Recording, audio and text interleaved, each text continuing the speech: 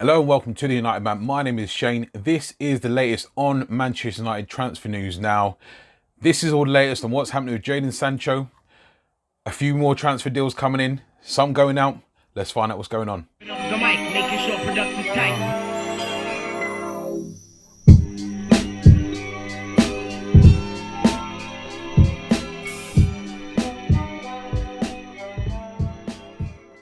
So before we get into the Jadon Sancho deal, we've been linked with another player. This time it's a left back, someone who I believe could challenge Luke Shaw for the starting spot if he was to sign for Manchester United. Before we get into all that, you know the score.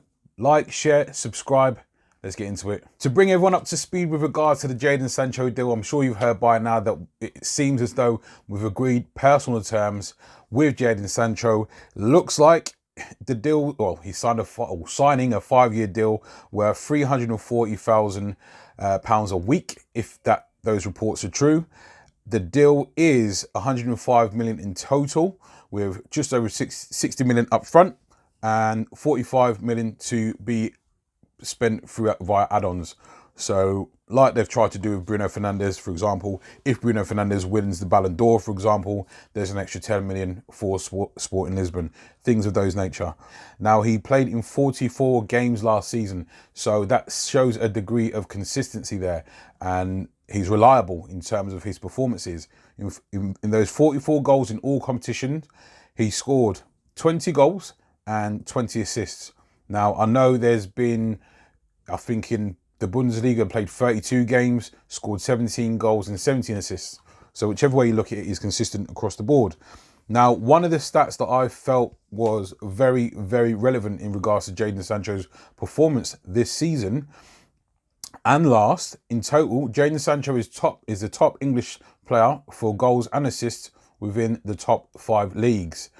And I've gone through these stats beforehand, but I just think it's very, very, very crucial that we understand just how effective and consistent and creative and a goal threat that he is. Now, since the 18-19 season, this includes Vardy, Sterling, Kane, Rashford, all the top English goal scorers and creators. Now, since the 18-19 season, he has scored 29 goals and assisted on 30 occasions. So that's amazing statistics there. It's better than Vardy, better than Sterling, better than Kane, better than Rashford, just to reiterate. And again, it's a stat I've used beforehand, but again, just to hit home how effective Jadon Sancho is. Since the start of last season, only Messi has more assists than Jadon Sancho. Messi has 34 and Jadon Sancho has 30. That beats out so many different players across the board.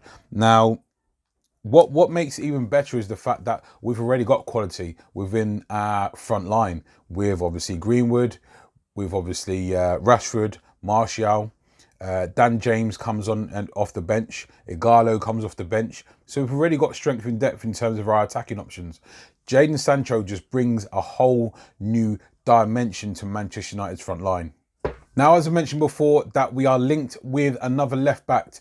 This time it's in the form of Alex Telles, the Porto left back.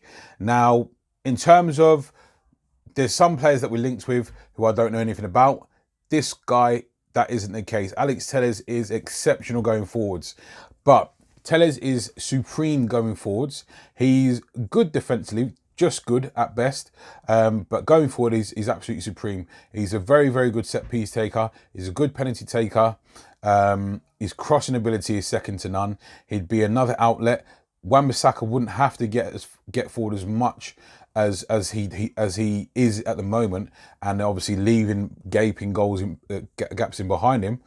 You could just let Alex Telles overlap Rashford or Martial or Greenwood or Dan James or whoever's playing down that left side. He'd just overlap him or underlap, whatever the case may be.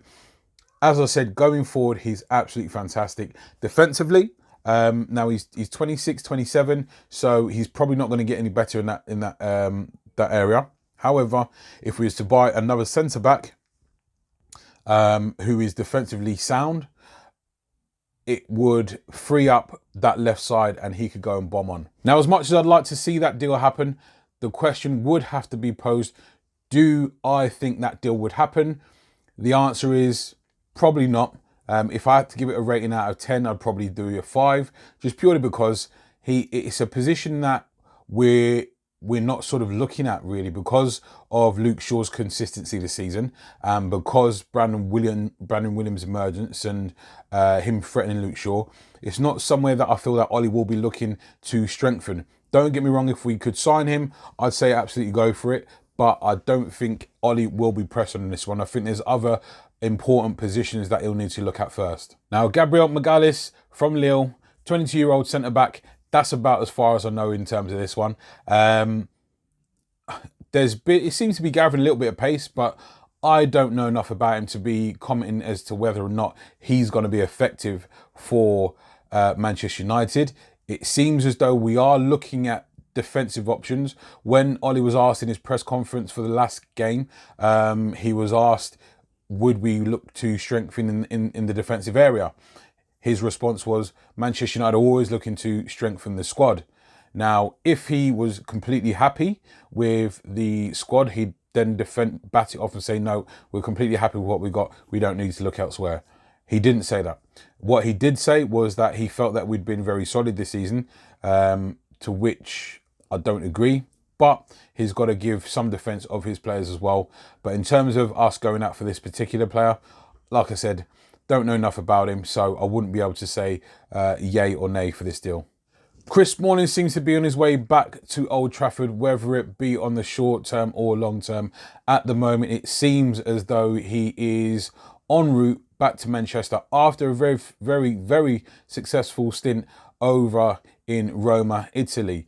Now, it seems as though the only reason he's not stayed there is because Manchester United wanted a fee there in the region of around the 18 to 20 million pound mark. Roma weren't looking to spend that much on Chris Smalling's services, so they've pulled out the deal, and it looks like Chris Smalling is on the way back to Old Trafford. All's gone quiet so far on the Jack Grealish front. If you believe or indeed wanted to follow on from what Giggsy said and saying sign them both in regards to Jadon Sancho and Jack Grealish, then by all means you'd be forgiven for thinking that this deal is going to be closely followed on from the Jadon Sancho deal. I feel that Ollie will look to strengthen, but once the Jadon Sancho deal's wrapped up, I feel he'll be looking towards other positions, namely centre-back and or central defensive midfield. For me, the Jack Grealish deal was going to happen if Paul Pogba left, or if we didn't sign Bruno Fernandes, and or if we didn't sign Jadon Sancho. All of those three look to be secured in the bags. So unfortunately, I believe we won't be signing Jack Grealish as much as I'd like to see him play in Old Trafford colours. Again, would have been well documented to this point that Alexis Sanchez, his time seems to be coming to an end at Manchester United. Thank goodness for that, I must say. But I must say it does come at a hefty price. And why does it come at a hefty price? Reason being is because it's been rumoured to, been believed that he's on £560,000 per week. That's a huge chunk of money on a weekly basis that we have been contributing to since he's been on his loan to Inter Milan. Now, thankfully, Inter Milan do want to take him on a permanent basis. However, they wouldn't obviously be able to afford his astronomical wage. So even though Manchester United have been paying part of that since he's been on loan, unfortunately, the compromise has had to be that we cancel his contract, but that will obviously mean he's due, tons of compensation. He had 2 years left on his deal. On that deal, obviously, based on his wages, he would have been due £56 million or there or thereabouts. Whether or not the settlement was for that exact figure remains to be seen. He's obviously going to be getting paid by Inter Milan in the interim and still earning a decent wage.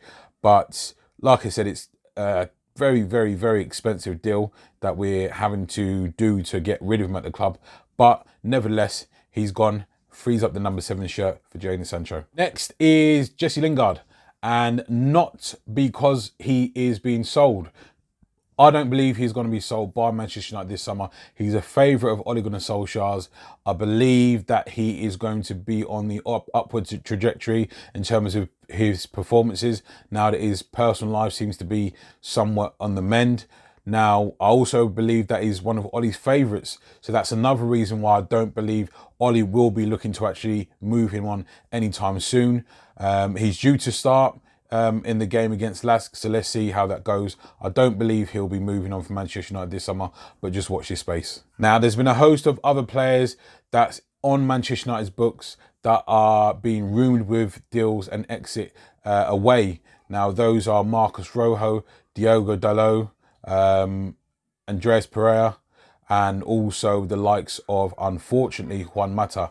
Now, I'd like to see Juan Mata stay at Manchester United, but not at the cost of him not getting any game time in the latter stages of his career. He's been a great servant to Manchester United, so if he did choose to leave, it'd be with a tip of the cap and, you know, a farewell and thank you for his services. Rojo and Phil Jones and Smalling and all these other guys, on the other hand, for me, we should just be looking and cashing in this summer and seeing what we can get.